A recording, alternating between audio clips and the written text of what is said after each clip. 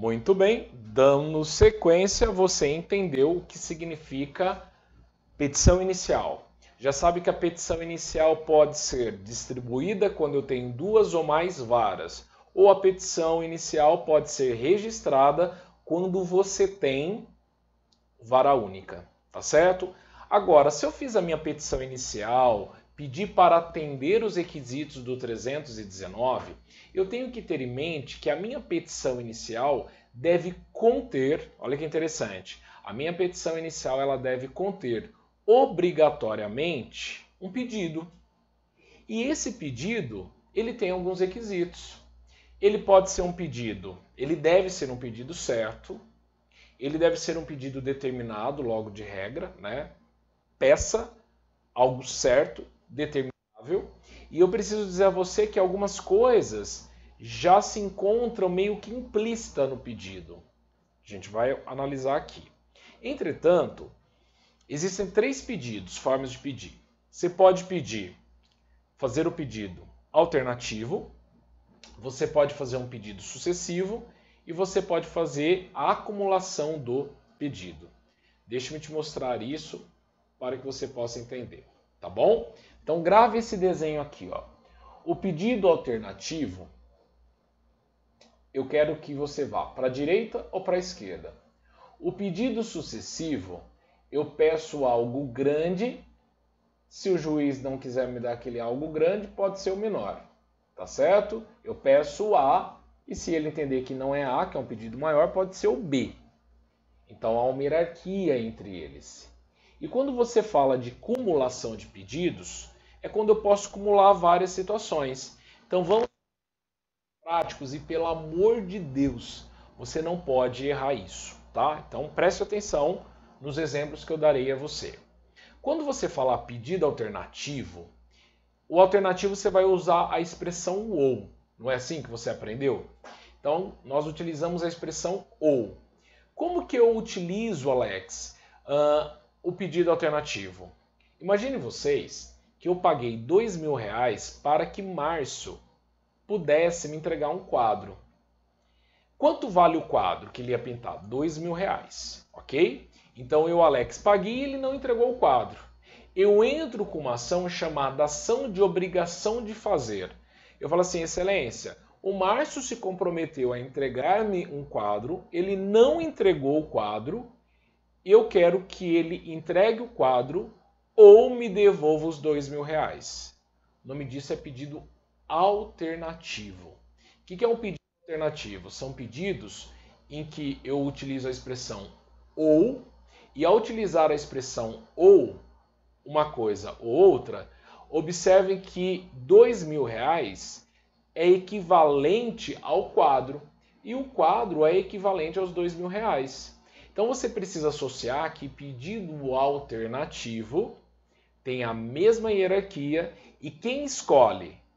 O devedor.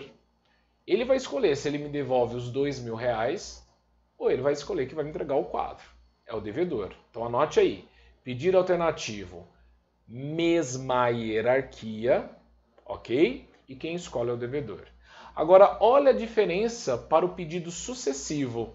Ao autor é lícito fazer pedido sucessivo. Então eu peço algo grande ao juiz. Se o juiz entender que não cabe aquele pedido maior, ele vai me dar o pedido menor. Exemplo, eu olho para o Código Civil, que não cai na sua prova, então só fica o exemplo, eu olho para o Código Civil e vejo que a hipótese do meu casamento é uma hipótese de anulação. Então, não sei se vocês sabem, mas o nosso Código Civil ele é baseado no direito canônico, né? O direito católico. Então, há previsões de anulação de casamento. Vários exemplos que não vêm ao caso agora. Então, eu olho para o juiz e falo assim, excelência, lá na minha petição inicial, aconteceu isso, isso, isso. Eu quero a anulação do meu casamento. Agora, se Vossa Excelência entender que não cabe a anulação do meu casamento, eu aceito a separação de corpos. Você pediu algo grande, se o juiz entender que não cabe aquele pedido grande, pode ser B, que é um pedido menor. Observem que a diferença do pedido alternativo e sucessivo é que no sucessivo há uma hierarquia entre os pedidos. Há um pedido maior e menor, diferente do exemplo que eu dei do quadro. Lá do pedido alternativo, ó, é a mesma hierarquia, quem escolhe é o devedor. No pedido sucessivo, eu tenho um pedido maior, pedido menor, e quem escolhe? Qual será? É o juiz. Tá certo? Então você aprendeu o que é pedido alternativo, pedido sucessivo, e você precisa saber que é possível também entrar com uma petição inicial e acumular alguns pedidos. E de repente esses pedidos eles não têm nem muito a ver com um outro, né? Não tem conexão. Olha, eu estou entrando com uma petição inicial processando o Alex porque ele está com uma camiseta amarela e porque ele não me pagou um café, e estou processando o Alex por ele ser corintiano. Então, 3 pedidos absurdos, mas o que eu quero que você grave é que os pedidos, ainda que não haja conexão, cabe acumulação, ok? Entendeu? Então agora se comporte como futuro servidor do TJ, vai para o texto da lei e memoriza comigo. Então olha que interessante sobre os pedidos. O que diz o texto da lei sobre os pedidos? O pedido deve ser certo. Então ele não fala que pode ser certo. Ele fala assim, ó, o pedido deve ser certo. E toda vez que você faz esse pedido certo, compreende-se no principal. Então quer dizer, você não precisa pedir juros legais, correção monetária, verbas e honorários. Você não precisa pedir. Por quê? Porque compreende-se juros legais, correção monetária, verbas de sucumbência, inclusive os honorários advocatícios. Tá bom? A interpretação do pedido considerará o conjunto da postulação e observará o princípio da boa-fé. Tem que ter boa-fé naquilo que você está pedindo, né? E observa o conjunto do que você pede. Depois, na ação que tiver por objetivo cumprimento de obrigação em prestações sucessivas, essas serão consideradas incluídas no pedido, independentemente de declaração expressa do autor, e serão incluídas na condenação. Exemplo, estou processando você porque nós fizemos um contrato de financiamento em 60 parcelas. Você não pagou a 11ª e a 12ª. Eu entro cobrando essas 3 parcelas. Só que até o dia da audiência já venceu a parcela número 13, 14, 15, 16, 17, 18, 19 e 20. Então, quando trata-se de prestações sucessivas, quando for o caso de prestações sucessivas, nas prestações sucessivas independe de declaração do autor, eu entendo que esse pedido das prestações que foram vencendo estão incluídas aqui, tá bom? Muito bem. O que mais sobre o pedido, Alex? Continua, ó. Eu expliquei, criei o raciocínio jurídico e agora eu venho e fico preso no texto da lei. O pedido deve ser determinado, então quer dizer, não cabe pedido genérico, né? Olha só, é lícito, porém, entretanto, contudo, não obstante, vamos construir uma oração adversativa agora. É lícito, porém, formular pedido genérico. Então, quando eu falo que é lícito, porém, você tem que entender que é uma regra, que é uma exceção à regra. Se eu estou falando o pedido ele é certo, porém, entretanto, é lícito formular pedido genérico. Quando que cabe pedido genérico? Nas ações universais, se o autor não puder individualizar os bens, imagina que a dona Joana está separando do esposo, ela não consegue individualizar o que ela tem como bens, então nas ações universais ela fala, estou separando do meu marido, eu quero a parte que me cabe, tá? Ela fez um pedido genérico, tá bom? O que mais, Alex? Quando não for possível determinar desde logo a consequência do ato ou do fato, eu não consigo determinar, quantificar um valor, estou solicitando um serviço pelo plano de saúde de home care, uma indenização, eu não sei quantificar quanto que ficará um serviço de home care dentro da minha situação, tá? 3. Quando a determinação do objeto ou do valor da condenação depender de ato que deva ser praticado pelo réu. Então eu posso fazer um pedido genérico quando a determinação do objeto ou do valor da condenação depender de um ato que deva ser praticado pelo réu. Ou seja, peço um ressarcimento, mas o ato tem que ser praticado pelo réu. Peço uma reposição, mas o ato tem que ser praticado pelo réu. É esta a ideia central.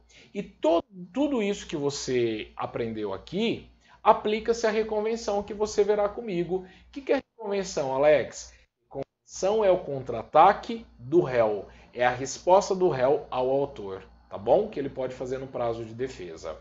Muito bem. Vimos então o 324, vou decorar quando que cabe pedido genérico. O Alex já falou que é pedido alternativo, um ou outro, né? O Alex falou ainda também o que significa o pedido sucessivo. O pedido sucessivo, ó, é lícito, tá aqui, ó, anote aqui no 326. Pedido sucessivo. É lícito formular mais de um pedido em ordem subsidiária, ou seja, sucessivo, a fim de que o juiz conheça do posterior quando não acolheu o anterior, tá bom? E do pedido alternativo do parágrafo 326. Agora, para a gente fechar, eu falei a você que eu posso acumular. Eu posso acumular pedido e dei exemplos bobos de alguém processando um Alex, acumulando vários pedidos que não tinham conexão entre eles. Vem comigo no 327, olha o que ele diz. É lícita a acumulação em um único processo contra o mesmo réu de vários pedidos, ainda que entre eles não haja conexão. É lícita a acumulação em um único processo contra o mesmo réu de vários pedidos, ainda que entre eles não haja conexão. O que a Vunesp vai querer sambar na sua cara? O que ela vai fazer? Ela vai colocar desde que haja conexão. Então grifa aí, ainda que não haja conexão, tá bom? Agora, para acumular, eu tenho que respeitar alguns requisitos. Quais são eles? Os pedidos devem ser compatíveis, deve ter o mesmo juízo e deve ter o mesmo procedimento. Então, quais são os requisitos? Compatibilidade, mesmo juízo, o juiz tem que ser competente para julgar aquele assunto. Não adianta você pedir um assunto de direito na vara comum e um assunto de direito trabalhista. Não, o juiz tem que ser competente para julgar qualquer desses pedidos. Tem que ser compatíveis, tá? E os pedidos têm que respeitar o mesmo procedimento. Alex, dê-me um exemplo de pedido incompatíveis. Eu peço a rescisão indireta de um contrato eu peço a reintegração de um funcionário cumulado com pedido de saque do FGTS. Não, quem saque FGTS seria uma possibilidade do quê? De rescisão sem justa causa, ou agora, né, possibilidade de acordo consensual entre as partes. Entretanto, seria um pedido incompatível. Se falar que você quer reintegrar no serviço e ainda quer levantar a questão do FGTS, tá bom? Então, tá aqui a possibilidade de acumulação. O que eu tenho que gravar então, Alex? Eu tenho que gravar que toda vez que eu falar de pedido, o pedido ele pode ser sucessivo, alternativo e tem a possibilidade de acumulação, ok? Não sai daí não que a gente já volta no próximo vídeo para